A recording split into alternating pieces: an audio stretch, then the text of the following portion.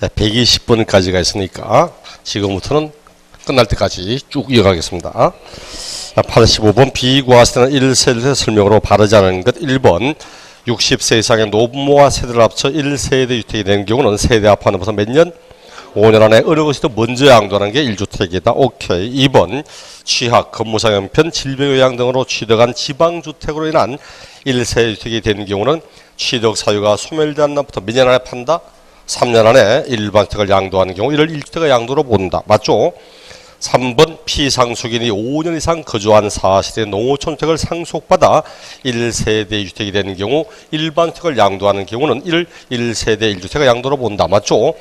상속받은 농어촌주택 그리고 이농주택은 돌아가신 분이 이농인이 5년 이상 거주한 사실이 있다. 오직 그 요건밖에 없죠. 뭘 파는가 하면 항상 일반주택 판다고 이야기했고, 4번 1주택을 소유하던 1세대가 종전주택을 양도하기 전에 새로운 주택, 그 새로운 주택은 종전주택 취득 후 1년 이상이 지난 후 취득한 것이 하고, 이를 취득하여 일시적으로 1세대 주택이 되는 경우 새로운 주택을 취득한 날부터 몇 년? 3년 안에 종전집을 팔면 이를 1주택의 양도로 본다. 5번 수용으로 인하여 양도되는 경우는 보유기간의 제한을 받지 아니한다. 과로 사업인정 고실 이후 취득한 주택과 부수토지를 포함하고, 이 경우 잔존주택과 부속토지는 양도일 또는 수용일부터 3년 안에 양도하는 것도 포함한다. 맞습니까? 두 가지가 다 틀렸죠. 괄호 안에 사업인정 고실 이전에 취득한 것에 한해서만 인정하지, 수용된다고 고시가 되고 난 이후에 취득하는 사람은 2년 이상 보유할 수 없을 거라는 걸 알미 취득하기 때문에 인정할 수 없고, 또 잔존주택과 부속토지는 양도 1, 수용부터 5년 안에 양도한 것을 포함합니다. 이것도 지장 2015년까지인가 해서 3년인데 2016년도가 작년에 5년으로 개정됐기 때문에 두 가지 수용을 낸다면 사업인정 고실 이전에 취득한 것만 한다는 것과 잔존하는 것 언제까지 팔면 되는가, 딱 그 두 가지가 문제가 되는 겁니다. 86번 1세대 1주택 비과세 설명으로 바라지 않은 것. 다가구 주택을 하나의 단위로 양도한 경우 이를 한 구의 단독주택의 양도로 보아. 맞죠? 다가구 주택은 양도소득세 다가구 주택은 굉장히 쉬워. 얘가 참 착합니다. 하나로 판다, 각각으로 판다 말해줍니다. 하나로 팔면 한 개, 각각으로 팔면 각각, 이렇게 보시면 됩니다. 2번 겸용주택, 우리 소득세 겸용주택 어떻게 하죠? 소득세 겸용주택은 주거용의 면적이 2회보다 클 때만 전부주택, 적거나 같다면 주거부만 주택, 이렇게 구분하죠. 큰 때만 전부주택으로 본다. 오케이. 3번 상속으로 인하여 1세대 주택이 되는 경우 1년 이내에 상수주택 이외 일반 주택을 양도하는 경우에 한해 이를 1주택의 양도로 본다. 맞습니까? 봐, 이게 몇 년 안에 팔아야 된다는 게 4개밖에 없다니까. 몇 년 안에 처분해야 된다는 것 딱 요 4개밖에 없습니다. 주거이전하는 것, 노부모 목량 혼인, 귀농주택, 지방주택, 요거 빼고는 몇 년 안에 처분해야 되고 이런 거 없다니까. 그 4번 틀렸어. 4번 재건축한 주택, 요겁니다.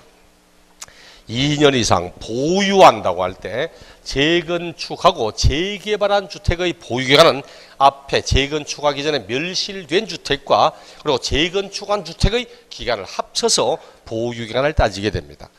맞는 지문이야. 재건축한 주택의 경우 멸실된 주택과 재건축한 주택의 기간을 통산하여 보유기간을 판단한다. 오케이. 5번 비과세는 부속 토지 주택 정착 면적의 5배, 도시역 밖은 10배. 맞죠? 바르장스 3번이었고, 87번 1세대가 2년 미만 보유한 1주택을 양도하는 경우 설명으로 옳지 않은 것. 1번 해외이주법에 의한 해외이주로 세대전원이 출국하는 경우 보유기간의 제한을 받지 않지만 출국 후 몇 년 안에 팝니까? 2년 안에는 처분해야 될 거고. 2번 고등학교 이상의 취학은 고등학교 이상의 취학입니다. 중학교까지는 인정하지 않습니다. 초등학교, 중학교는 도저히 통학 못할 거리로 학교를 가거나 하지는 않거든. 근거리 배정을 원칙으로 하거든. 하지만 고등학교부터는 과학고라든지 외국어라든지 애니메이션 학교 등등 자동차 고등학교 각종 특성학교가 있기 때문에 자기가 살고 있는 집에서 도저히 통학 못할 거리로 학교를 갈 수도 있기 때문에 항상 취학은 고등학교 이상 취학부터 말합니다. 고등학생 취약으로 인하여 다른 시군으로 이전하기 위해 1년 이상 거주하던 주택을 양도하는 경우 보유기간의 제한을 받지 않는다. 맞죠? 3번 보유하는 1주택과 부수토지의 전부 또는 일부가 법정 수용된 경우 보유기간의 제한을 받지 않는다. 맞죠? 4번 취약 등의 사유로 2년 이상 국외에 거주하기 위하여 세대전원이 출국하는 경우에 한해서 보유기간의 제한을 받지 않지만 출국 후 2년 안에 처분하여야 한다. 틀렸죠? 요거잖아. 출국은 1년 이상 국외에 거주할 목적으로 출국하면 되지 2년 이상 거주하기 위하여 출국하는 경우에 한해서만 아니지 1년 이상 국외에 거주하기 위하여 출국하면 됩니다. 5번 건설임대주택은 언제로부터 언제까지 임차일부터 언제까지 양도일까지 또 임차일부터 해당 주택의 취득일까지 가지 않도록 양도일까지 무슨 기간이 거주한 기간이 몇 년 된다면 5년 이상이 된다면 요거 틀리게 할 때는 방금 뜻이 임차일부터 취득일까지 또 보유한 기간이 이래 가지 않도록 옳지 않은 것은 4번이었고 88번 문제 똑같은 겁니다. 비과세 대상 아닌 거 찾아보라고. 서울시의 소자주택 2년 동안 보유하고 보유기간 중 1년간 거주하고 양도된 경우 비과세 되죠?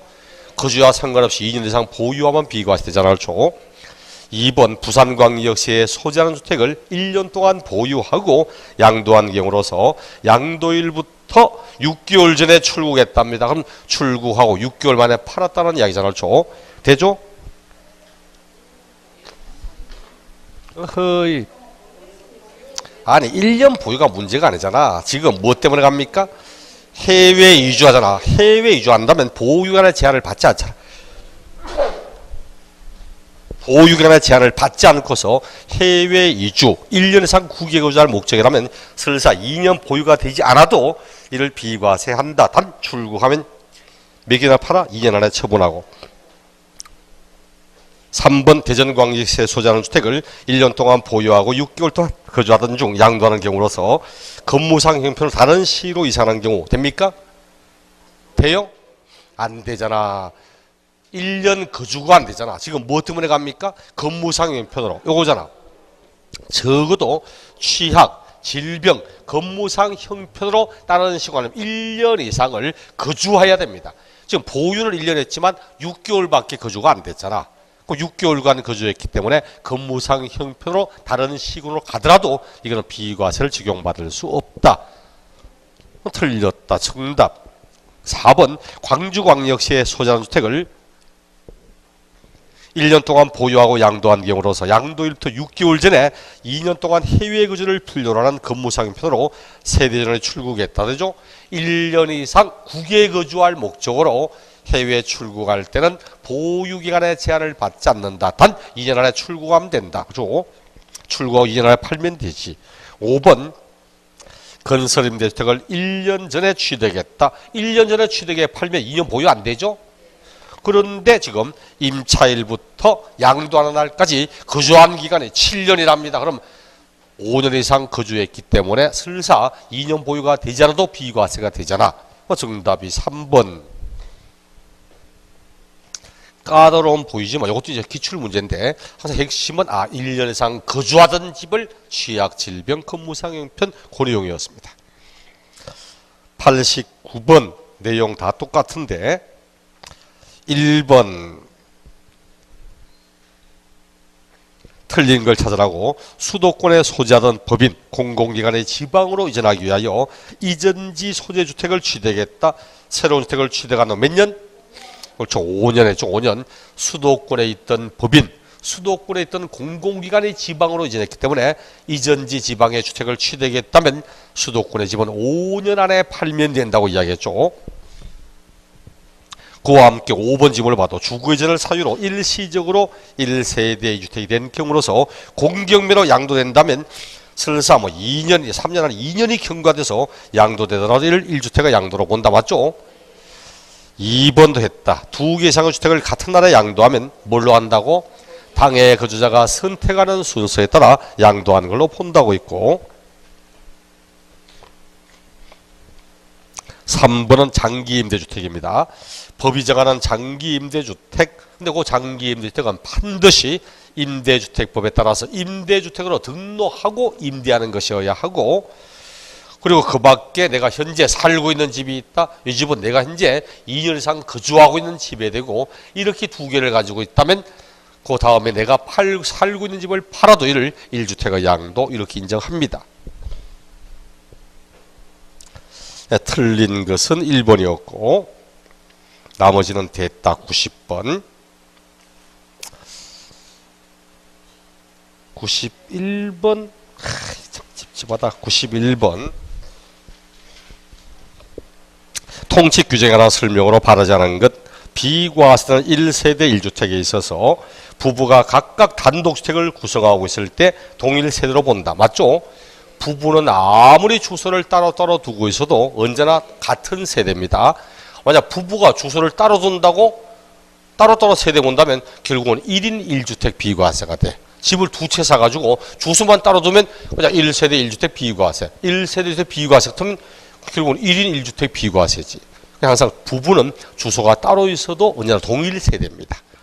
2번, 1주택을 여러 사람이 공동으로 소유하고 있다. 요 집은 약간 주의해서 봅니다. 하나의 집을 여러 세대가 공동으로 소유하고 있다면 그 세대 각각이 모두 그 집을 다 한 개씩 다 소유하는 걸로 봅니다. 단 공동으로 상속받아서 공동 소유하는 것만 빼고 공동 상속받은 건 그 가운데 한 사람의 소유로만 인정을 합니다. 그게 아니고 그냥 아무런 말 없이 하나의 집을 여러 세대가 공동으로 하면 그 세대 각각이 그 주택을 소유하는 걸로 본다. 이렇게 말을 해야 됩니다. 3번 1세대 1주택 비과세권을 갖춘 대지와 건물을 동일 세대 구성원이 각각 소유하고 있는 경우 어차피 같은 세대 아닙니까? 동일 세대잖아. 그렇죠? 뭐 예를 들어서 1세대 1주택인데 토지는 부인 명의로 돼 있고 주택 건물은 남편 명의로 돼 있다. 그렇다 하더라도 어차피 1세대가 1주택과 부속 토지를 가진 건 맞잖아. 비과세됩니다. 4번 지적공부상 지분이 상이한 두 필지 토지 위에 주택이 있는 경우에도 한 울타리 안에 있고 1세대가 주거용으로 사용하는 때는 이를 1주택과 이에 부수되는 토지로 본다. 맞습니까? 맞습니다. 이런 거거든. 예를 들어서 뭐 여기 한 필지가 있어. 한 필지가 몇 평이더라? 그렇죠. 필지는 면적을 나타내는 게 아니잖아. 그렇죠. 그냥 구분 소유의 독립부동산을 나타내는 거지. 10평이 한 필지일 수도 있고 뭐 10,000평이 한 필지도 있지. 그럼 한 필지가 있다. 근데 여기에 집을 짓기가 너무 협소한 거야. 통상적으로는 주택과 부속 토지 이게 정상입니다. 근데 여기 너무 협소해.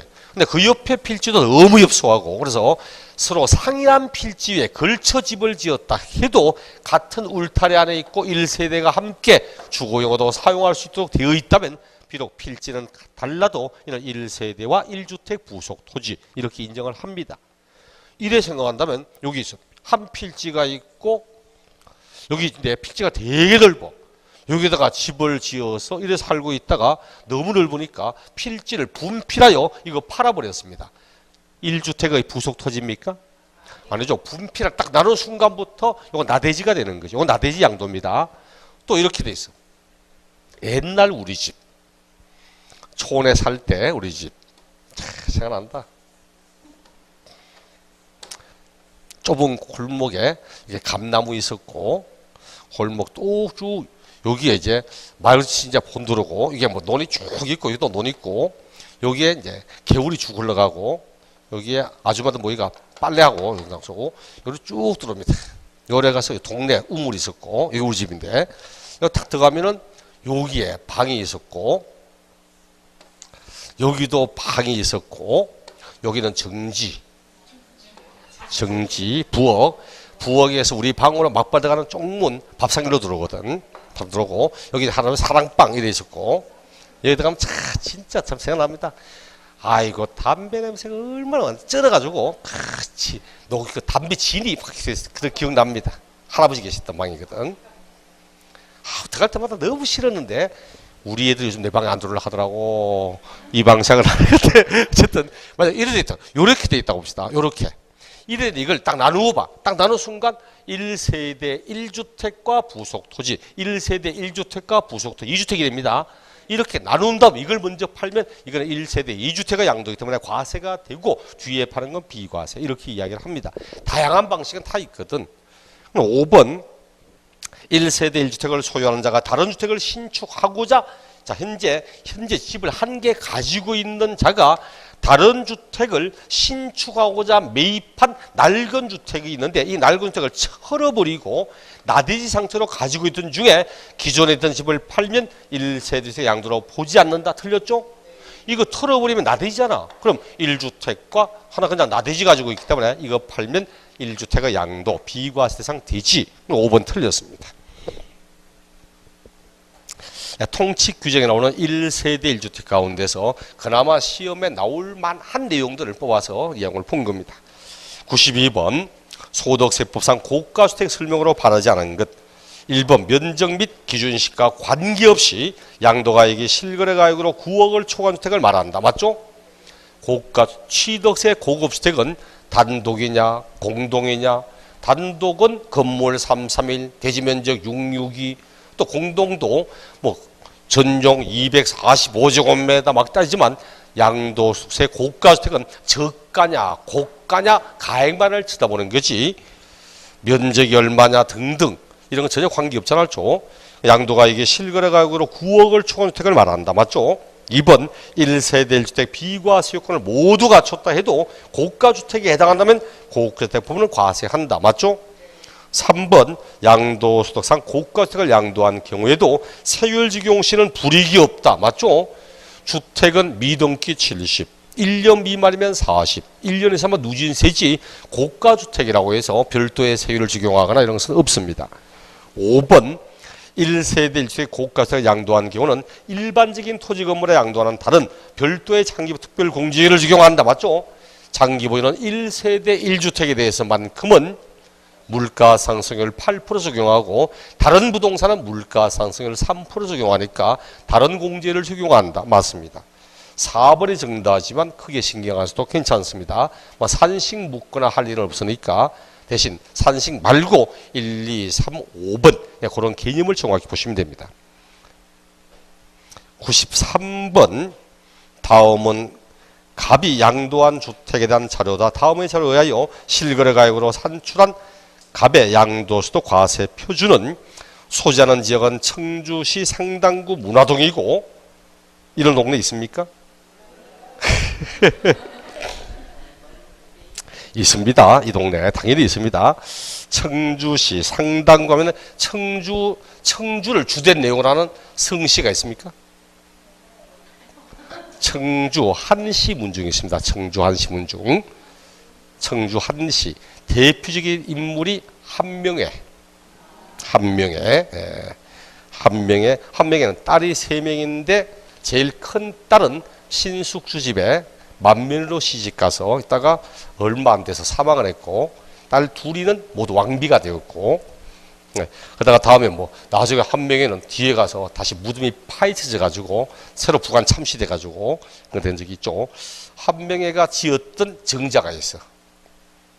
뭔지 압니까? 압구정입니다. 압구정. 한명회가 지었던 그 정자 한강 깊이 지었다. 정자 이름이 압구정입니다. 그 이름 따가 지금 동네가 압구정동이잖아. 그 압구정 때문에 그런 거야. 한명회 할아버지는 한상직씨라고 조선 개국 공신입니다. 개국 공신이고 굉장히 인물이 좀 뛰어났기 때문에 중국에도 따로 배설을 가지고 있었던 가장 뛰어났던 인물인데 청주 상당화잖아. 한명회가 상당대원군입니다. 상당대원군이고 신숙주가 고령신시거든 고령대원군입니다. 고령대원군이고 그만큼 청주 상당화면은 청주 한시 문정이 굉장히 좀 특세가 세고 꽤 유명한 집안입니다. 이게 취득가액이 3억이고 양도가액이 10억이고 자본적 지출가 양도면 1억이고 보유기간은 5년 보유했고 국민주택 규모 이하며 양도하는 날 현재 다른 주택이 없답니다. 집을 팔았는데 양도 현재 다른 집이 없대. 뭐라는 이야기죠? 1세대 1주택이라는 이야기입니다. 그리고 양도하는데 다른 자산 양도하는 것도 없고 그럼 이제 1세대 1주택인데 얼마에 팔았습니까? 10억. 고가주택이라는 이야기입니다. 이런 문제가 가끔 보여. 어디에도 1주택이란 말을 안 써. 근데 주택을 팔았다는데 파는 날 현재 다른 집 없다 이 말이 1주택의 양도다. 고가주택 말 안 해도 양도가 이게 9억을 초과하거든. 그럼 이제 10억에다가 마이너스 전체 경비가 얼마입니까? 4억이잖아. 그렇죠. 왜? 취득가액은 3억이지만 자본적 지출 양도비가 1억이 있거든. 마이너스 4억. 6억. 요건 전체 차익이죠. 이 금액이 다 과세합니까? 1세대 1주택으로 2년 이상 보유했잖아. 그렇다면 요 가운데 얼마에 대해서 과세하죠? 원래 양도가액이 10억이면 얼마까지는 비과세입니까? 9억까지는 비과세잖아. 그렇죠? 9억을 초과하는 부분을 과세해야지. 그럼 요 금액 가운데 9억을 초과되는 부분을 과세합니다. 그래서 내가 팔기는 10억에 팔았는데 10억 가운데 9억이 초과되는 금액은 1억이다. 이게 바로 공식이야. 이게 우리 법은 양도 차익, 고가주택의 양도 차익은 양도 차익에 곱하기 양도가액 분의 양도가액 마이너스 9억 이렇게 해서 구한 것이 고가주택의 양도 차익이다. 이게 공식입니다. 근데 이 공식 외우는 사람 왜 외우는가 도저히 이해할 수 없어. 이걸 왜 외워? 양도 차익은 6억인데 전체 10억에 팔았는데 10억 가운데 일반 주택 9억 빼고 나면 나머지 고가주택 부분이잖아. 그래서 10억 가운데 1억 이렇게 하는 겁니다. 혹시나 계산할 문제 나오면 전체 양도한 금액 가운데 9억이 넘는 부분 이렇게 계산하면 돼. 이렇게 하니까 10분의 1, 6천. 이게 이제 고가주택의 양도 차익이었고 문제는 과세 표준 구하라 문제거든. 이게 고가주택의 양도 차익. 그럼 장기 보유는 이제 여기에 딱 앞에는 보지 말고 딱 끼워서 마이너스 장기 보유 들어갑니다. 장기 보유 특별공제는 양도 차익에 해당하는 공제율이잖아. 양도 차익 1억, 6천. 양도 차익 6천. 요 6천만 원에 곱하기 해당하는 공제율 몇 년 보유했습니까? 5년 보유했잖아. 공제율 몇 프로입니까? 40%잖아. 40%. 그렇죠. 38, 24 이렇게 하면 안 됩니다. 1세대 1주택이거든. 1세대 1주택은 물가상승률 8% 적용하거든. 5, 8에서 40%거든.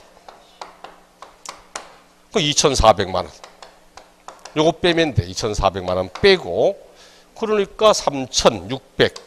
3,600에다가 마이너스 기본공제 해야지. 기본공제 양도하는 연도 다른 자산 양도한 게 단 한 개도 없다거든. 그럼 250만 원 빼면 돼. 그래서 요 금액 나머지 3번 3,350만 원 이렇게 내용 나온 겁니다. 지금까지 시험에는 요까지는 나왔어. 요까지. 요렇게 쭉 내고 고가주택의 양도 차익을 구해보라고 하는 요 문제까지는 이미 14회 시험때 나왔습니다. 그 다음에 또 낸다면 또 요까지만 물을까? 제가 볼 때는 아닌 것 같아서 그럼 당신이 1세대 1주택의 장기부 특별공제까지를 다 적용시켜서 계산할 수 있는가 한번 물어볼 확률도 있다 싶어 여러분 이제 낸 겁니다.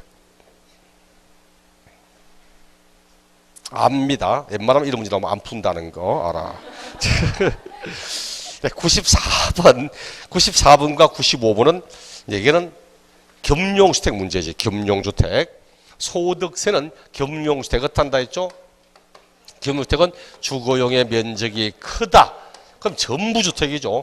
1세대 1주택을 전제로 깔고 한다면 전부주택이면 전부 비과세하면 될 거고 주거용의 면적이 2회보다 적거나 같다면 주거 부분만 주택. 주거 부분만 주택이면 주택은 비과세권 갖췄잖아. 그렇죠? 요 부분은 비과세, 이 부분은 과세. 요거 묻는 겁니다. 그래서 문제를 보니까 여기 5회 때 문제고 뒤에 문제가 26회 때 문제인데 건물 200이랍니다. 건물 200제곱미터. 요 가운데 주거용은 50제곱미터. 상업용이 150제곱미터. 그리고 대지 면적은 800제곱미터. 이 가운데 과세가 되는 부분을 찾아보랍니다.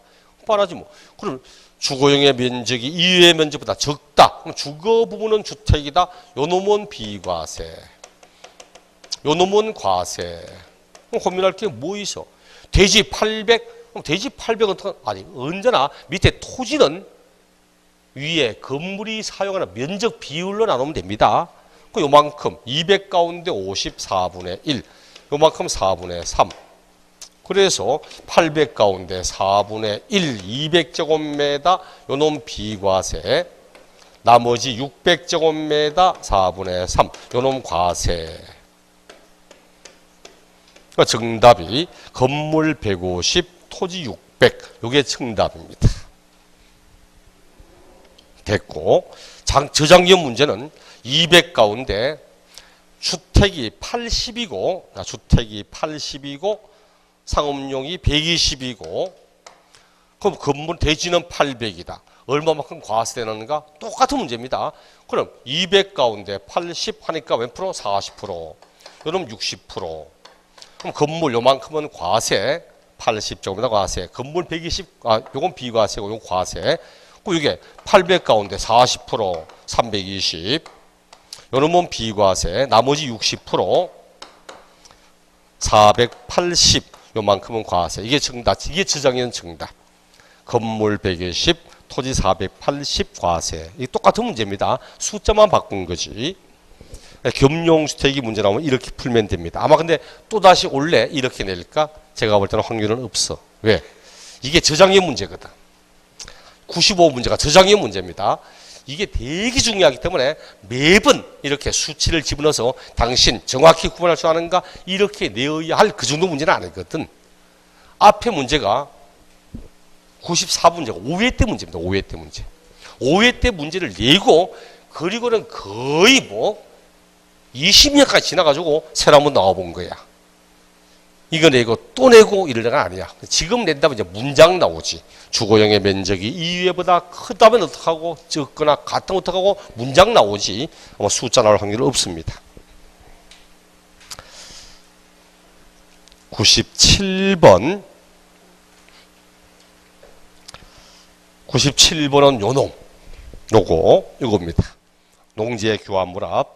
법령 규정에 따라 경작상 필요에 의해 갑 소유 A농지 가액은 10억 원, 을 소유 B농지 가액은 Y원, 이에 따라 교환하는 경우 양도소득세가 비과세되는 것, 단 A농지 가액은 B농지 가액보다 크며 교환에 따라 새로 취득한 농지는 3년 이상 거주 경작한다고 가정을 하고, A농지 가액 얼마입니까? 10억 원, B농지 가액 얼마죠? Y원. 어느 게 크답니까? A농지 가액이 크다고 하죠? 그럼 봐. 큰 쪽에서 작은 쪽을 빼면 차익 나오죠?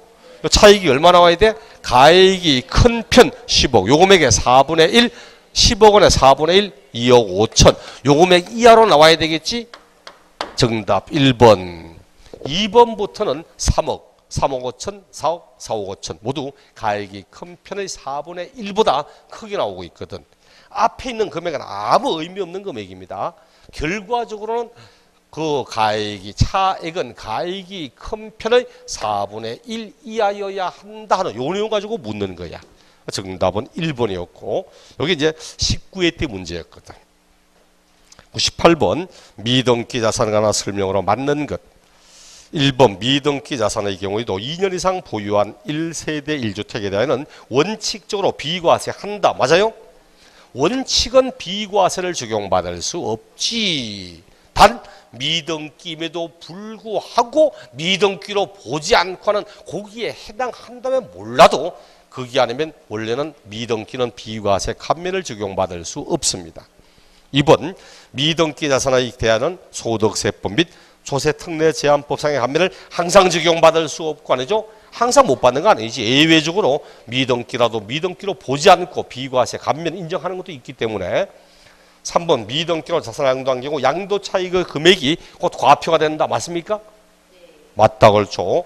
양도 차익을 구한 다음 거기다가 마이너스 장기 보유하는데 장기 보유 없거든. 그다음 기본공제하는데 기본공제 못 받거든.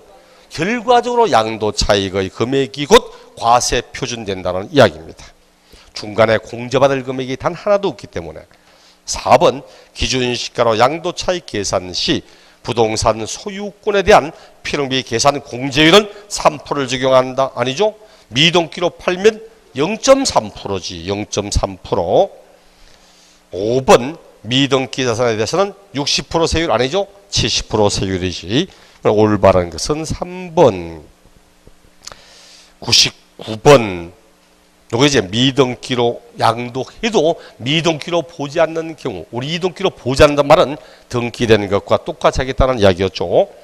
해당하지 않는 걸 찾아보라고. 1번 장기할부로 취득하여 계약 조건에 따라 등기 불가능했던 거, 법률 규정, 법원 결정에 따라 등기 불가능했던 거, 비과세, 면제 대상 농지, 허가받지 않아서 등기 불가능했던 1세대 1주택, 증여로 취득한 자산을 등기하지 않았다가 공공사업의 시행자에게 양도되는 경우. 정답은 5번. 상속받았기 때문에 등기하지 않았던 건데 공공사업의 시행자에게 양도된다는 것이 증여가 아닙니다. 지금까지 나왔던 여러 가지 문제 가운데서 상속을 증여로 뒤바꿔서 출제되었던 문제도 상당수 많았었거든. 5번 지문은 상속 외에는 바꿀 내용이 없거든. 요 5가지 조금 눈에 익숙할 필요 있습니다. 근래에 들어서 요와 관련된 내용들이 꽤 나오니까 요 5가지는 미등기로 양도되었다 해도 미등기로 보지 않고서 등기되는 것과 똑같이 장기보유도 적용하고 기본공제도 적용하고 세율도 70% 사용하지 않고 비과세, 감면도 적용받을 수 있고 이런 겁니다. 100번 신경하셔도 괜찮습니다. 100번 신경하셔도 돼. 101번부터 이제 예정신고, 확정신고 나오죠. 양도소득세 신고납부 나오고 있습니다. 양도소득 과세 표준 예정신고납부, 확정신고납부, 이익 없다, 손실봤다 신고합니까? 신고해야 된다 했죠. 이익이 없고 손해봐도 신고해야 된다 했습니다. 신고하고 납부하면 세금 빼줍니까? 그런 거 없다고도 이야기를 했고, 보통 시험은 예정신고 쪽으로 많이 내는 편들이죠. 예정신고 언제까지 합니까? 양도일이 속하고 있는 그 달의 말일, 속하는 달의 말일, 그로부터 언제? 2월, 2월. 확정신고는 그 다음 연도 5월달, 다음 연도 5월 1일부터 5월 31일까지. 단 토지거래 허가구역안에 토지를 거래할 때 양도일 기준입니까? 허가일 기준입니까? 양도일 기준이었죠. 허가일을 이렇게 한다 했죠. 원래는 허가를 받고 거래하고 그다음 대금을 주고받고 이렇게 했다면 정상적인 거래죠. 그럼 대금 청산일이 매매 등의 일반적 거래는 대금 청산 양도 취득일이거든. 양도일이니까 이럴 때는 양도일이 속한합니다. 양도일이 속하는 일에 가는 건 맞아. 그런데 만약 허가를 받지 않은 상태에서 허가를 안 받고 대금부터 먼저 청산해서 유효한 거래입니까? 무효잖아. 허가 안 받고 거래한 건 무효인 상태잖아. 어떻게 하면 유효합니까? 허가를 받으면 처음부터 유효한 거래가 되잖아. 그럼 이때는 허가를 받아야만 물권 변동이 되기 때문에 이럴 때는 허가일이 속하는 일에 가는 거지. 토지의 거래계약 허가구역 안에 토지 나온다고 해서 무작정 허가일 가면 안 됩니다. 반드시 문장이 나올 때는 허가를 받기 전에 대금이 청산되고 이렇게 나올 때만 허가일이 속하는 이렇게 가는 것이. 같은 연도에 동일 연도에 누진세 내상을 여러 번 팔았습니다. 누진세 내상을 수에 팔아서 여러 번 팔았습니다. 따로따로 신고하면 됩니까? 합산해서 신고해야 됩니까? 합산한다고 그렇죠. 합산하여 신고해야 됩니다. 합산하여 신고할 것. 근데 합산 안 했습니다. 1월 달에 토지 팔고 예정 신고했다. 8월 달에 건물 팔고 예정 신고했다. 따로따로 신고했습니다. 어떻게 해야 됩니까? 그렇죠. 예정신고 때 합산하지 않고 신고했다면 확정신고 시에는 다시 합산하여 새롭게 신고를 해야 되죠. 그래서 우리 법은 원래 예정신고 한 자는 확정신고 하지 아니할 수 있다. 확정신고 하지 아니할 수 있다고. 하지만 단 같은 연도에 누진세 대상을 여러 차례 양도하는데 합산하여 따로따로 신고했다. 합산하지 않고 따로따로 신고한 경우 이럴 때는 비록 예정 신고했다 하더라도 합산하여 새롭게 신고할 것, 합산하여 신고하여야 한다, 이런 말이 나오는 것이. 예정 신고나 확정 신고나 모두 안 하면 가산세 나오는 건 알죠? 신고 불성실, 과소신고 몇 프로? 과소신고 10%, 무신고 20%, 부당무신고 40%, 부당 과소신고 40%다가 플러스 뭔지 몰라서 10% 더해서 한다고 있고, 그리고 단 예정신고나 확정신고나 모두 가산세가 부과되지만 예정신고 때 무신고 가산세, 납부불성실 가산세를 예정신고 때 적용했다면 확정신고 시는 다시는 하지 않고, 이런 이야기죠. 요런까지 이야기입니다. 문제 101번. 예정 확정신고 납부 설명으로 바른 것. 1번. 예정신고와 함께 세액을 자진 납부하는 경우 납부세액의 10%에 해당하는 세액 공제를 한다. 틀렸죠? 2번. 토지거래 거야 허가구역 내 토지를 봐요. 허가 받고 그리고 거래하여 대금이 청산되고 정상적인 거래죠. 그때는 양도일이 속하는 이래가지 허가일이 속하는 데 가면 안 됩니다. 양도일이 속한다는 말부터 2월 1일에 될 거고. 3번. 거주자가 예정 신고하지 아니한 경우는 그 신고하지 아니한 당해 소득 금액이 양도소득 금액이 차지하는 비율을 산출세액에서 곱하여 계산한 금액의 100분의 20에 상당하는 금액을 산출세액에 가산한다. 맞죠? 신고하지 않았답니다. 무신고자나 100분의 20% 가산세를 가산하여 세금을 부과한다는 뜻입니다. 4번. 납부불성실 가산세는 1일 1만 분의 3, 0.03%지. 5번. 양도 차익이 없거나 양도 차손이 발생해도 신고해야 되죠? 신고하지 않아야 된다. 틀렸죠? 올바른 건 3번. 102번 틀린 거. 건물을 양도한 경우 양도일이 속하는 달의 말일부터 2월 이내에 관할 세무서 예정 신고한다. 맞죠? 2번. 양도소득세는 부동산으로 물납이 가능합니까? 없잖아요. 종합부동산세, 양도소득세 물납제도는 2015년까지는 있었지만 작년부터 다 폐지됐다고 했죠. 3번. 양도차익이 없는 경우도 예정신고하여야 한다. 맞죠? 4번. 확정신고와 함께 자진납부를 하는 때에도 세액의 공제는 없다. 맞죠? 5번. 거주자가 매매계약서 조작을 통하여 과소신고하고, 이게 부정과소, 부당과소잖아. 부정이다, 부당이다 이런 말 안 써도 딱 보니까 매매계약서 조작을 통해서 적게 했답니다. 부당한 과소신고거든. 그럴 때는 100분의 40 여기에다가 과소신고세액에서 부정과소신고세액을 뺀 그 금액의 10%를 더한 것으로 한다. 맞죠? 바르지 않은 것은 2번이었고 103번 바르지 않은 것 1번. 예정신고 한 자는 확정신고 하지 아니할 할 수 있다. 단 당해연도 누진세 적용대상 자산에 대한 예정신고를 2회 이상 하는 경우로서 이미 신고한 양도소득 금액과 합산하여 신고하지 아니했다면 그러하지 않다. 맞죠? 2번. 양도일이 속하는 연도의 다음 연도 5월 1일부터 5월 31일까지 하여야 한다. 맞죠? 확정신고를 묻고 있으니까 문제가 3번은 됐고 납부불성실 1일만 분의 3. 4번. 거주자로서 납부할 세액 500만 원 초과되는 자는 납부세액의 일부를 납부기 한 경과 후 2월 이내 분납할 수 있다. 맞아요? 아니다. 저 분납할 때 앞에 비웠잖아. 재산세, 종합부동산세는 세액이 500이 초과되면 분납 신청할 수 있지만 양도소득세는 세액 1천만 원 초과해야만 분납 가능하지. 그 1천만 원 초과하는데 2천 이하, 그 2천만 원 초과 이렇게 나눠서 얘는 얼마를 분납할 수 있다? 납부기 한 안에 최저 1,000원 내고 1,000원을 넘는 나머지 금액 분납 가능. 얘는 최저 절반은 내고 나머지는 분납 가능. 이렇게 하겠죠. 5번은 뭐 신고하고 납부해도 세액공제 없다. 맞는 지문이고 4번 정답. 104번 이런 문제 나오면 예정신고 묻는지 확정신고 묻는지 반드시 확인합니다.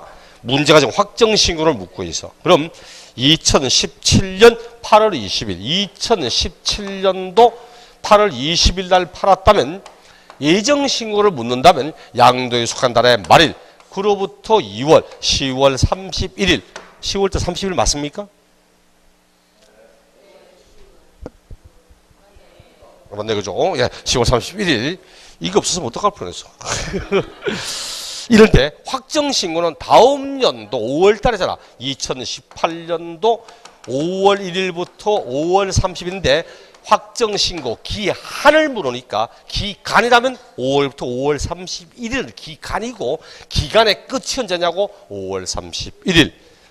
어디 냅니까? 소득세법상 거주자라고 하잖아. 그럼 양도자의 주소지. 그래서 응답 3번 2018년 5월 31일 양도자의 주소지 이렇게 나와야 되겠죠. 105번은 이겁니다. 요거 토지거래 허가고요. 이것도 기출된 문제였었는데 갑은 국토회계 및 이관한 법률 규정에 의한 거래계약 허가구역안의 토지에 대하여 2017년 2월 28일 대금을 모두 수령했답니다. 대금은 이때 2000 몇 년도? 몰라. 2월 28일 수령했답니다. 근데 허가는 언제 받았답니까? 허가는 5월 30일 날 받았답니다. 그럼 결과적으로 이렇게 되면 이제 허가일 기준으로 허가일이 속한 달의 말일, 그로부터 2월, 7월 31일 이렇게 사용을 하는 겁니다. 그래서 정답이 3번 되겠지. 혹시 이런 문제가 허가를 앞에 받고 대금의 수령이 뒤에 있다면 그때는 대금 수령한 그날을 기준으로 삼아야 되고, 허가일이 뒤에 있다면 허가일을 뒤로 해서 그날을 기준으로 삼고 하는 겁니다.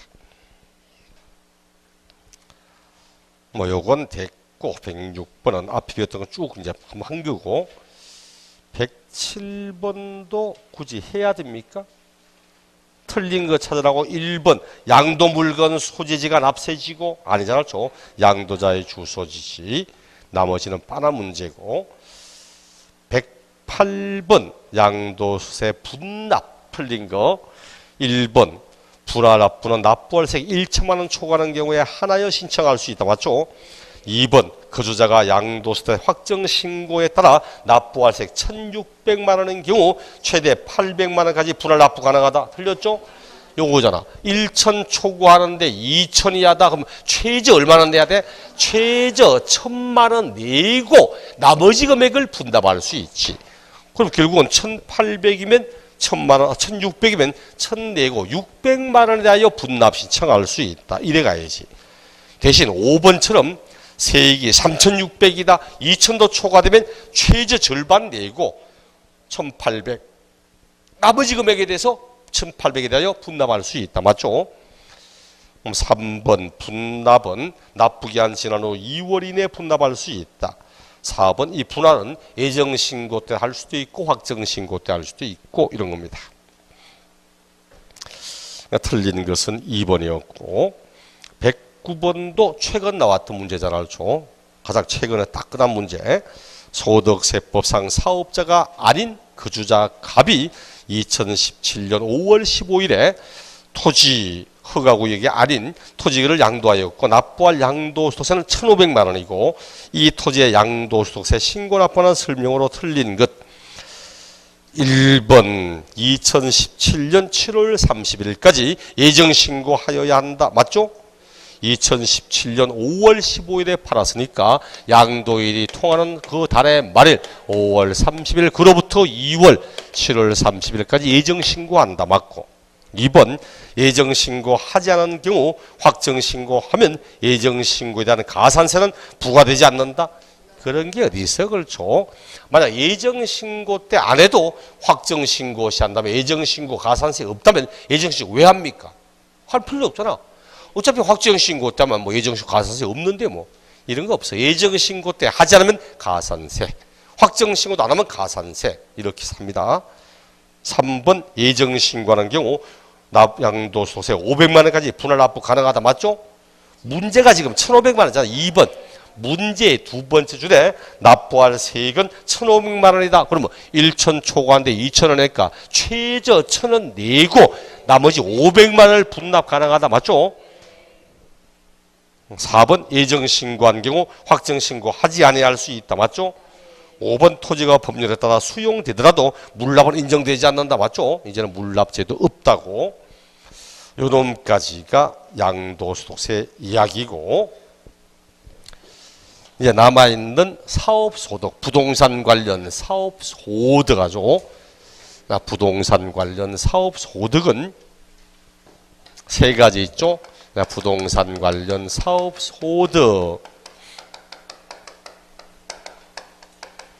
사업소득이니까 종합소득에 합산합니까? 안 합니까? 네?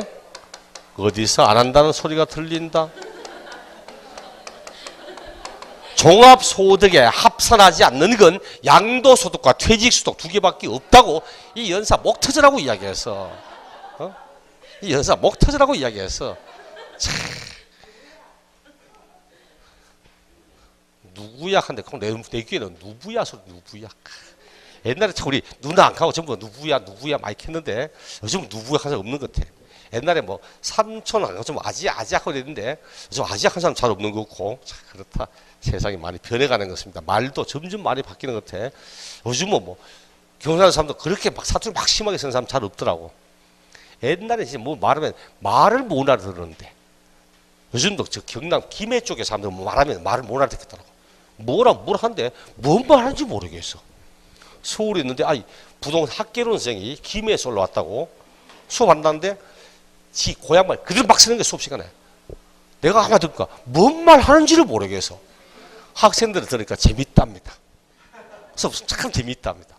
내가 말을 알아듣겠습니까 하니까 어차피 표준말로 해도 괴로움 못 알아듣는 판에 말이라도 재밌대. 표준말로 해도 학교를 못 알아들으니까 말이라도 재밌으니까 좋답니다. 그런 이제 본 적도 있는데 그 말이 더 재밌어. 자, 사업소득 합산합니다. 종합소득에. 여기 이제 세 가지 있잖아. 건설업은 주택 신축 판매였죠. 주택을 반드시 신축하여 판매하는 걸 했습니다. 요것만 알면 돼. 더 이상 내용 없어. 말 그대로 주택 신축 판매업이거든. 주택을 상가를 신축하고 이런 해당 사항 없어. 반드시 집을 그다음 뭐 한다고? 지업하는 겁니다. 기존에 있던 집을 사서 팔고 하는 건 매매업이고 주택을 반드시 지업하는 겁니다. 부동산 매매업. 여러분이 부동산 매매업은 종류물일도 거의 없겠지만 집을 지어 판다는 것을 요것을 제외한 부동산의 판매를 말합니다. 이것만 알면 돼. 실제 부동산 매매업에서 문제가 나온다면 한 문제로 낼 일 없고 딱 요거 부동산 매매를 업으로 삼는다는데 어느 정도 해야 업이 되는가 요거 알죠? 일과세 기간 6개월의 기간 중에 한 번 이상을 사고 두 번 이상을 팔고 하면 사업자 등록 여부와 관계없이 부동산 매매업이 된다. 여기 부동산 매매업이 뭐냐는 부동산 매매의 정의 딱 요거만 아시면 됩니다. 실제 문제는 부동산 임대업이잖아. 부동산 임대업. 이게 문제지. 우리가 하고자 하는 게 부동산 임대업 이게 문제다. 부동산 임대업 할 때 제일 기본이잖아. 부동산 또는 부동산 상의 권리. 부동산 상의 권리를 대여할 때 그럴 때 꼭 주택 한 개냐 두 개냐 따지기 전에 알아야 되는 거 요거 부동산 상의 권리라고 하는 게 뭐냐고 부동산 임대업으로 사업소득이 되는 부동산 상의 권리는 뭐라고 했죠 제가? 전세권, 임차권을 말하는 거라고. 전세권과 임차권을 말하는 거라고. 지상권과 지역권 요것의 임대 이것들에 대해서는 기타 소득입니다. 이거 손대면 안 됩니다. 지상권, 지역권에 대해서는 사업소득 아닙니다. 기타 소득이지. 이 손대면 안 돼. 애들한테 손대지 말라고 할 때 뭐라 합니까? 얘 지지입니다. 지지입니다. 이거 손대면 안 됩니다. 전세권, 임차권에 대해가 부동산 상의 권리로 임대소득이지 지상권, 지역권에 대해는 기타 소득입니다. 요거 말고 부동산 임대의 비과세, 농지, 그렇죠? 농지, 전답을 실질 영농에 사용하게 하고 받은 소득은 과세하지 않는다. 그거하고 나머지는 익히 알고 있는 것도 한 개인지 두 개인지 또 따져봐야 됩니까? 집을 한 개 가지고 있다. 주택을 한 개 소유하는 자. 한 개 주택의 소유자. 요 소유자가 해당 주택을 임대하는 경우 해당 주택을 임대하고 있다. 과세다 비과세다? 비과세다. 그렇죠. 원칙은 비과세. 하지만 어떤 경우에 과세한다 했습니까? 어떤 경우 과세한다고? 기준시가 9억이 초과된 주택, 기준시가 9억 넘는 주택, 기준시가 9억이 초과되는 주택 과세한다고. 이때 기준시가 9억인지 아닌지 기준은 과세기간 종료일을 기준으로 판단하는 거고 9억을 기준으로 하는 것이. 또 국외 소재주택, 외국에 있는 집은 무조건 과세한다 했죠. 가액이 얼마라고 하든 한계라고 하든 이건 무조건 과세하는 거고. 단골이잖아 요거. 진짜 단골이잖아. 기준시가 9억이 넘는 집과 외국에 있는 집은 무조건 과세한다고. 그 다음 두 개 주택의 소유자다. 해당 주택을 임대하고 있다. 전세는 과세합니까? 안 합니까? 전세 보증금 과세 안 한다. 그렇죠. 과세 안 합니다. 주택이 아닌 건물은 과세하죠. 주택 아닌 부동산은 있죠. 주택이 아닌 부동산은 전세든 월세든 무조건 과세합니다. 전세 받으면 전세 보증금은 간주 임대료, 임대료로 간주하여 법이 정하는 이율만큼을 계산해서 자신의 총 소득금액에 포함시킵니다. 하지만 주택만큼은 전세 보증금은 간주 임대료 이렇게 과세 안 합니다. 월세는 과세하죠. 월세는 순수 자기 소득이잖아. 과세합니다. 그렇죠. 그 다음 3개 이상을 가지고 있다. 3개 이상의 주택 소유자가 주택을 임대하고 있다. 월세 과세하죠. 2개도 과세하는 판에 3개를 과세할 일은 없을 거고. 전세 보증금 과세한다 안 한다? 안 한다. 그렇죠. 원칙은 과세하지 않는다. 단 예외적으로 보증금 합계액이 3억 넘어갈 때 보증금 합계액이 3억이 초과된다. 합계액 3억이 초과되는 경우 그럴 때는 과세한다고. 요 부분 묻지 또. 보증금 합계액 3억 초과되면 과세한다고. 그리고 내년까지 사용할 비과세, 내년까지 쓴 한계가 그 사람이 연소득이 2,500만 원 이하인 자의 주택임대는 과세하지 않겠다. 뭐 이런 것도 있지만 특별하게 중요한 건 아니고 요거 하더만 결국은 주택이 1개인가 2개인가 따져야지. 그럴 때 항상 공동소유주택 어떻게 했습니까? 주택 수 따질 때 주택의 수를 따질 때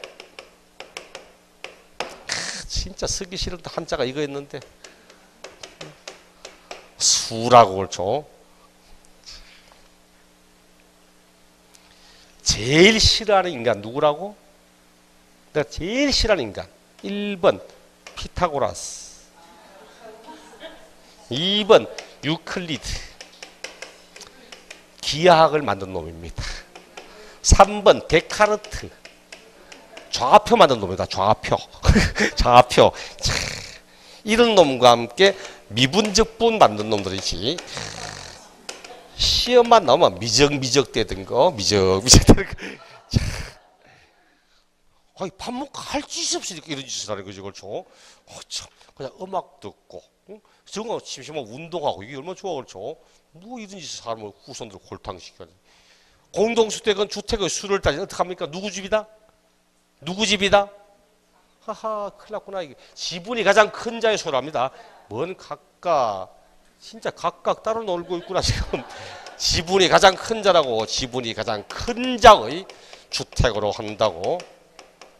다만 지분이 가장 큰 자가 2인 이상이라면 각각으로 하고, 그 다음 부부가 각각 집을 가지고 있다. 각각 가지고 있다. 합산합니까? 합산 안 합니까? 합산하여 계산하고 합산하여 계산하는 거고. 그 다음 다가구 주택은 한 개다 여러 개다? 원칙은 한 개다. 그렇죠. 원칙은 한 개로 본다. 다만 예외적으로 구분 등기 됐다. 구분 등기가 되었다고 하면 그때는 각각으로 하고 이랬잖아. 요거 말고 한 개도 하면 전세 받은 집을 전전세 놓거나 임차 받은 집을 전대하거나 이럴 때는 전세 받은 자, 임차 받은 자의 주택 수에 그것도 포함시키겠다고. 이런 것들. 자, 여기까지가 이제 부동산 임대할 때 이야기입니다. 110번은 문제가 없고 110번은 자 바른 것 한데 5번 보세요. 5번. 지상권, 전세권 및 부동산 임차권의 임대로 발생한 소득은 부동산 임대로 인한 사업소득이다. 맞아요? 지상권 내가 만든다니까. 이게 옛날에 근래 들어서 다음 주택의 임대를 묻는 요거 말고 요거 나오기 전에는 거의 부동산 임대 물으면 이거 물었습니다. 이거. 부동산 임대 소득이 되는 부동산상의 권리에는 지상권과 지역권을 들 수 있다. 틀렸다. 정답. 이게 정답 3개 3번, 4번 돼요. 그만큼 과거에는 저게 그 핵심이었어. 근래는 문제가 일로 넘어와 있지만 그래서 또 안 내다가 한동안 내지 않다가 작년인가 저작년 문제 또 지상권, 지역권 이걸 또 언급하게 하면 했거든. 요거는 꼭 알아야 됩니다. 나머지 뭐 111번 같은 건 뭐 광고용이다, 매매업이다 이런 거 신경 안 써도 됩니다. 1번만 111번에 1번만 부동산 대유로 인하여 발생한 소득을 말하며 이 경우 미등기 부동산은 포함하지 않는다. 그런 거 없습니다. 등록면허서를 제외한 모든 내용은 등기 등록 허가 등의 형식과는 관계없이 과세합니다. 112번도 크게 신경 쓸 필요가 없고 주택 신축 판매업 가지고 이렇게 한 문제 낼 일은 죽었다 깨어나도 없습니다. 113번도 마찬가지고 114번부터 봅시다. 부동산 임대 강세 핵심이니까 부동산 임대로 인한 사업소득 설명으로 옳지 않은 것. 1번 한 개 주택을 소유하는 자가 해당 주택을 임대하는 경우 부동산 임대에 대한 소득세를 비과세한다. 맞죠? 다만 기준시가 9억을 초과한 주택 임대는 주택의 수와 관계없이 과세한다. 맞죠? 2번 전답을 영농에 사용하게 하고 받은 소득에 대해서는 비과세한다. 맞습니다. 부동산 임대할 때 비과세 임대수도 딱 두 가지가 후거든. 1번, 2번. 3번 국외 소재 주택의 임대는 주택의 수와 관계없이 과세한다. 맞죠? 4번 비과세되는 1주택 임대 여부를 판단함에 있어 주택수의 계산 시 다가구 주택은 한 개의 주택으로 계산한다. 다만 구분 등기가 된 때는 각각의 주택으로 본다. 맞죠? 5번 공동소유주택은 공유자 각각이 주택을 소유한 걸로 보아 주택수를 계산한다. 틀렸다는 것이. 공동주택은 지분이 가장 큰 자의 소유로 본다. 다만 지분이 가장 큰 자가 2인 이상이라면 각각의 소유로 하고 이렇게 하는 겁니다. 5번이 정답이었고 115번 소득세법상 국내에 소지한 주택을 임대하는 경우 발생하는 소득에 관한 설명으로 틀린 것은 1번 주택 한 채만을 소유한 거주자가 과세기간 종료일 현재 기준시가 9억 원인 해당 주택을 전세금을 받고 임대하여 얻은 소득은 과세하지 않는다. 맞죠? 9억을 초과해야 과세하지 딱 9억 원인 주택은 과세 안 하잖아. 그래서 2번 주택 두 채를 소유한 거주자가 한 채는 월세 계약으로 나머지 한 채는 전세 계약의 형태로 임대하는 경우 월세 계약에 의하여 받은 임대료에 대해서만 소득세가 과세된다. 맞죠? 이거 두 개 다 하면은 전세는 과세 안 하고 월세는 과세하니까. 3번 거주자의 보유주택 수를 계산하면서 다가구 주택은 한 개의 주택으로 보되 구분 등기되었다면 각각. 맞죠? 4번 주택 임대로 인하여 얻은 과세 소득은 사업소득으로 해당 거주자의 종합소득 금액에 합산된다. 맞죠? 또 맞잖아. 종합소득에 합산 안 하는 게 양도와 퇴직밖에 없다라니까. 와 진짜 퇴직시키고 싶다.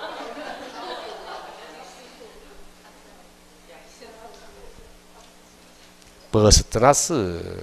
버스는 이미 떠났고.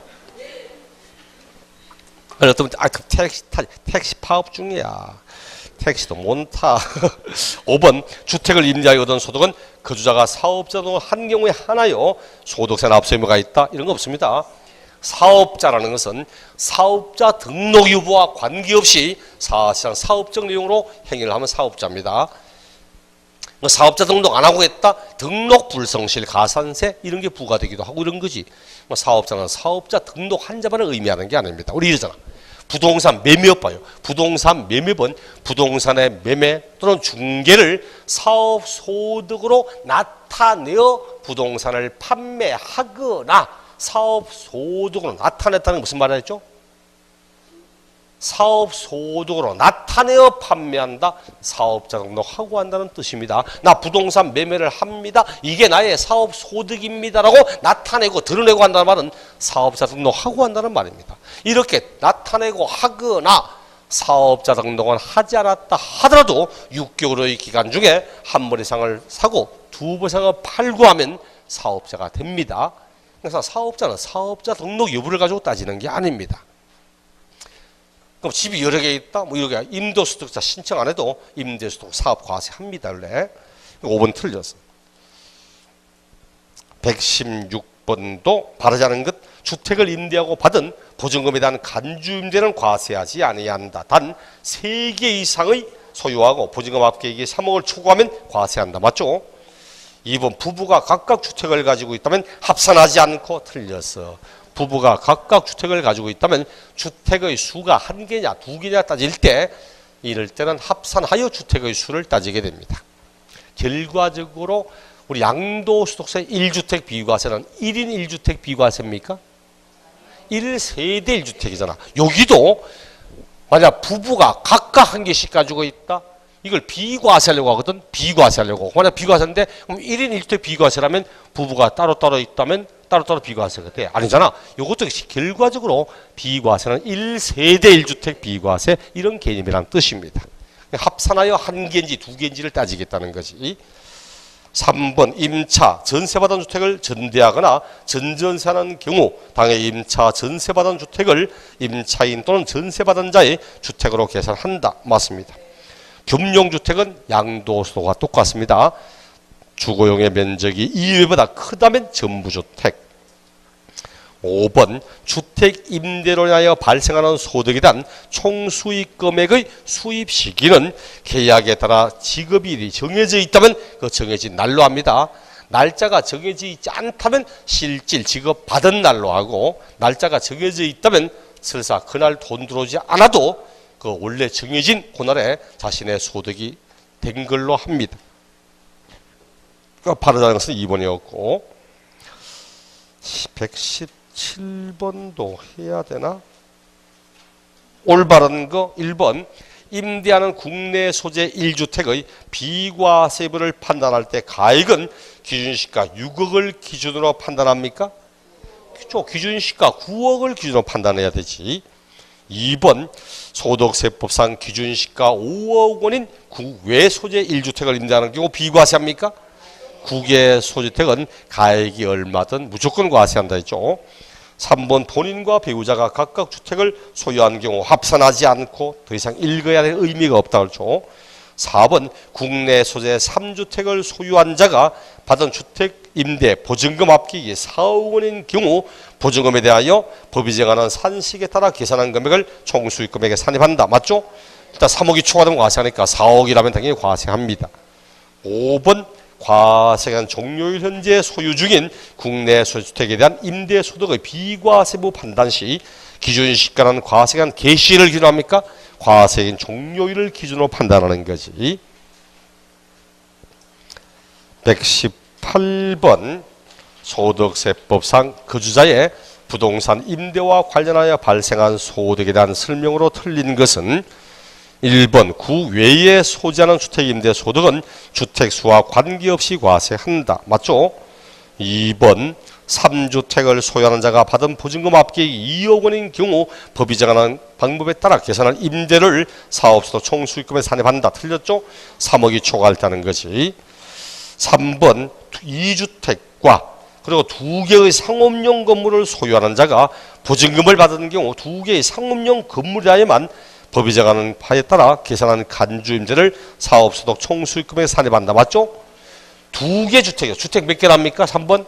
2개 주택인데 전세 보증금 받았다. 보증금 받은 건 과세 안 하거든. 그렇죠?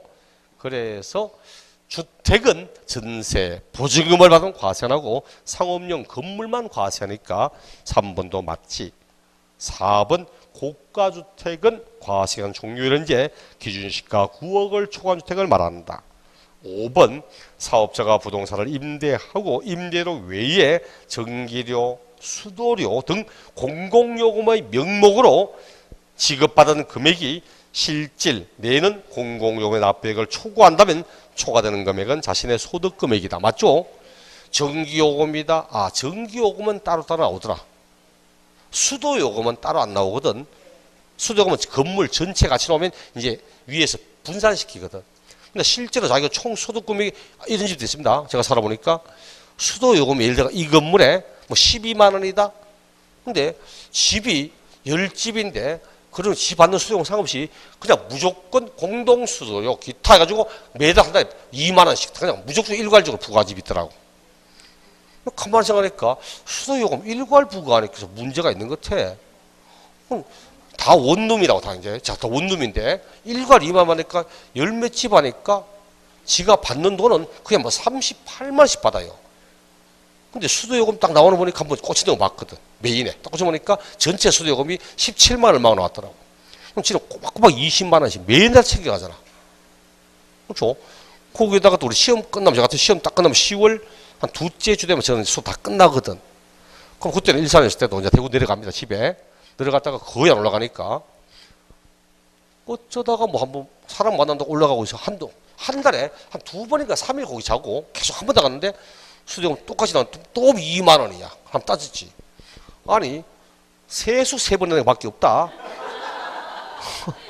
딱 세수 3번. 그것도 뭐 그날 저녁에 들어와서 아침 일날에 거의 뭐 종일 수업도 없는데 세수도 안 하고 그냥 종일 뒹굴뒹굴 방글라 되시는데 이게 왜 이러냐고 하니까 일괄적으로 제가 지금 일괄하게 그런 게 어딨냐고 내가 이렇게 설명해서 원래 정상적인 공공요금은 내한테 딱 승금만 받아야 되는데 왜 그러냐고 막 따지니까 돌려준답니다. 내만 하니까 다 해놓고는 결국은 내만 받았더라고. 예, 내 3층인데 2층에는 우리 아들 막내 아들고 자기 친구가 또 2층에 같이 있었거든. 근데 수도요금 돌려받으니까 뭔 수도요금? 우리 법칙입니다. 공공요금 명목으로 받았는데 실제 내는 공공요금을 초과하게 받았다면 초과되는 금액은 자신의 소득이라고 이야기를 하는 겁니다.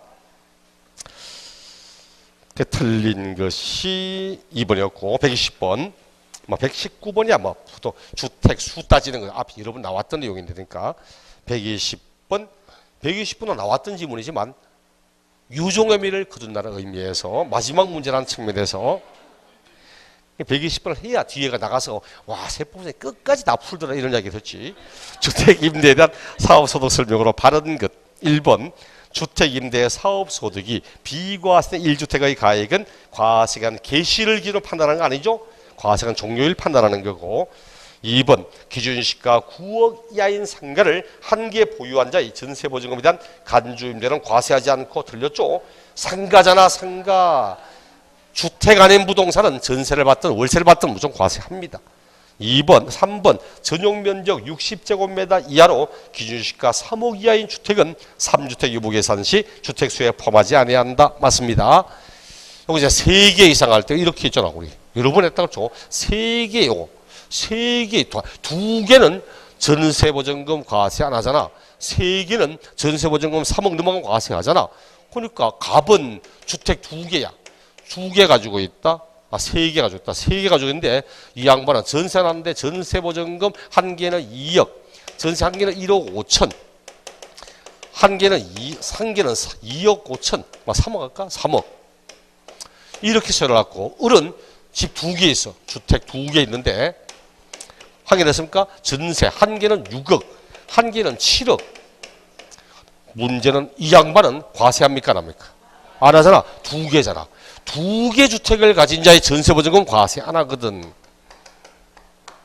이 양반 과세합니까? 안 합니까? 하잖아. 3개 이상을 가진 자가 보증금 합계액이 3억이 초과되잖아. 얼마야 지금? 6억 5천이잖아. 과세하거든. 그리고 가만히 생각하니까 보증금 합계액이 이 양반은 13억이고 이는 6억 5천. 딱 절반밖에 안 돼. 근데 집이 3개라고 이건 과세하고 이건 과세 안 하잖아. 억울하잖아. 갑의 마음에 듣다? 갑의 마음 갑갑하거든. 갑의 마음 갑갑하면 을의 마음 을을하거든. 야 억울하잖아. 내가 잖아. 을이 뭐라고 한답니까? 억울하긴 뭘 억울해 이 양반아. 누가 그래? 좁쌀 100번 굴러봐야 호박 한 번 굴러보다 못하잖아. 화투판에 있는 유명한 명언입니다. 좁쌀 100번 굴려봐야 호박 한번 굴려 못해. 3점짜리 계속 뭐하냐 이게 나처럼 서리고에 흔들고 고박에 피박에 멍박에 광박에 시켜놨지. 그래서 우리 법은 좋아 3개 이상 하는데 요 집이 만약 어느 집이든 요 집이 전용 60제곱미터 이하로 기준시가 3억 이하짜리 집이라면 주택 숫자에 포함시키지 않겠다고. 요 집이 만약 전용 60제곱미터 이하면서 기준시가 3억 이하인 집이다. 그럼 이 사람도 결국은 2개 집의 분세고 과세하지 않는 내용으로 이렇게 가겠다는 뜻입니다. 내년까지 쓰는 겁니다. 3번 제도는. 4번 2개 집을 가진 자의 전세보증금 간주임대로는 주택의 기준시가 크기와 관계없이 과세하지 않고 아니잖아요. 한 개도 두 개 소유의 전세보증금 기준시가 크기와 관계없이 9억을 초과하는 건 한 개도 과세하는 판에 2개라고 왜 과세 안 하겠습니까? 갑 60%, 갑 40%, 을 60%로 공동 소유한 주택은 갑과 을이 각각 그 주택을 소유한 겁니까? 공동 주택은 지분이 가장 큰 자의 소유로 보지 을 소유로 계산을 하는 거지. 올바른 것은 3번 이런 거였습니다. 네, 다음 주에 막바로 있던가? 다음 주에 막바로 있죠? 아직 안 나왔습니까? 한 뭐 다음 주인가 뭐 9월 1일인가 아마 막바로 있을 겁니다. 아마 쪽집게 100선한데 100문제씩은 안 할 거려고. 뭐 말은 쪽집게 100선한데 100문제씩은 너무 부담스러워서 오늘 지금 문제 탄해서 넘어갑니다. 99문제가 넘어가고 99문제가 꽉 채우면 불편한 것 같아서 입 빠진 동그라미처럼 뭔가 한 개쯤 부족해야 99문제에서 웬만하면 꼭 99문제에서 대부분 다 나올 겁니다. 작년 같은 경우도 99문제 좀 약간 이제 개정되고 수정된 거 수정해서 나오는데 작년에도 타고 나니까 시험 쳐난 뒤에 99문제 가운데서 거의 16개 가운데 14개인가가 거의 비슷한 지문으로 또 같은 지문으로 나와 있더라고. 보니까 웬만하면 됐다 어렵게 내고 이런 거 아니면은 웬만하면 다 있을 거니까 뭐 쪽집게 2주 하는 거 하고 그다음 동영 한 2-3번 하는 거 그 정도 문제만 보셔도 이제 시험 치는데 아마 큰 문제 없을 겁니다. 지금까지 한 건 요런 마지막 최종적인 내용을 보기 위해서 한 부분이고 나머지 내용들 정리 잘 하시면 될 겁니다. 수고하셨습니다.